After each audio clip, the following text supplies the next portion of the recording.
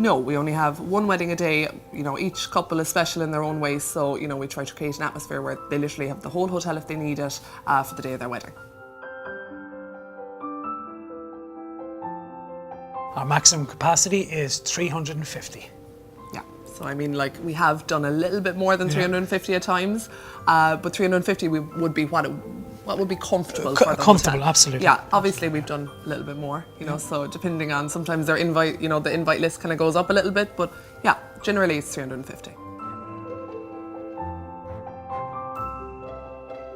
Yeah, we can do anything from 50 to 350. So we have a partition that runs across the room, so it kind of creates a more intimate setting for the couple. Yeah, I mean, like, we have a lot of couples that come from, you know, Australia, and they're planning from Canada, or they're planning from, you know, even up the country in Dublin, the UK. So, I mean, sometimes they're only able to come for, you know, 1 or 2 visits before the wedding. So a lot of it, you know, would be our experience and kind of guiding them on, you know, tastings, and sometimes family would actually come and do tastings for them, you know, if that was the case. We've even had couples who have booked without even seeing the venue as well. Like, it was just through us being able to paint them a picture.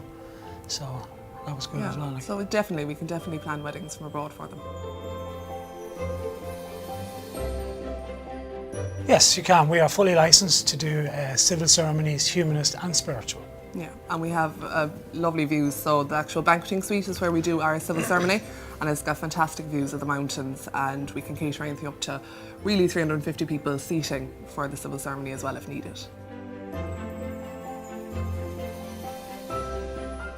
All of our weddings are really kind of catered to suit each couple. So I mean, we have, like, you know, a start price and a finish price, but generally it really depends on their budget and their requirements. So depending on, you know, if it's a big soiree they want, or kind of an intimate gathering, or, you know, if they're having loads to the afters, everything is kind of tailored to suit them. So you know, we can literally sit them down, see what they want, and kind of work. And give them all their options as well. Like, if they're going for, like, we say, a roast sirloin of beef instead of a fillet of beef, you know, different items would have different prices then as well. So. Yeah, so everything is kind of, you know, workable around them. Yes, there is, yeah. We generally do the wedding tasting around 5 or 6 weeks before the actual day.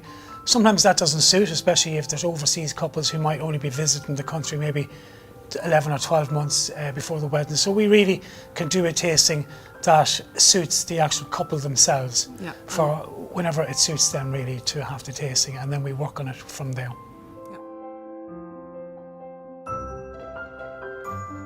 Well, generally it's either myself or Alan that kind of are the point of contact before the wedding. You know, you'd have your show around, and then you'd book your wedding, and then, you know, through email and calls, you'd be speaking to either myself or Alan. And then on the day, the whole wedding team would be there, and we just make sure that the day runs smoothly and that everything is on point.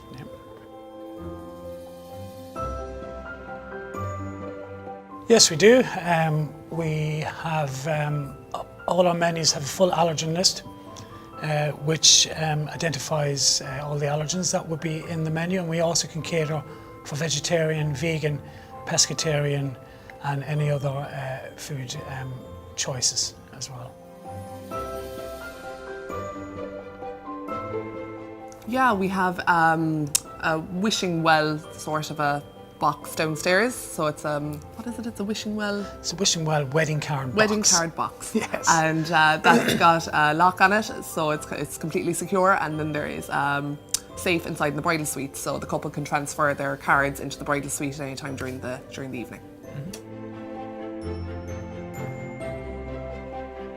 So the bar generally closes at 2:30 a.m. with the DJ finishing at that time as well. But we generally then would run the residence bar till 4 a.m. Or at management's discretion. Really. It's at the management discretion, really, depending on the night then as well. And what we do then is that when the DJ finishes, we have a system here where the bride and groom can connect via Bluetooth Spotify account, and they could play some songs then just to keep your guests. Keep the party going. Keep the party going. Not as hectic as a DJ, but you know, enough to keep a sing-song going until the early hours. The wee hours. The wee hours, yes.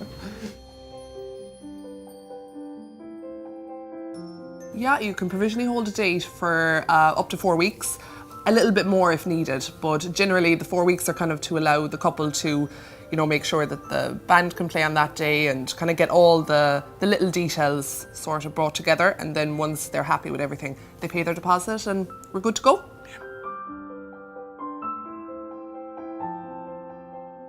We have so many complimentary extras. We have things like a complimentary pre-reception, so they get sparkling wine and hot canapes served to all the guests when they arrive to the hotel.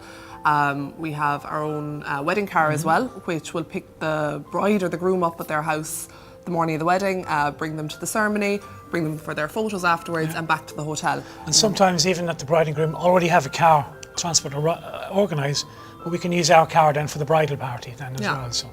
So it is a nice option. And then we have a picnic basket and all that as well. So when they're starving midway through photos, we have an old ham sandwich ready for them, you know. And a cup of tea. And a cup of tea. Yes.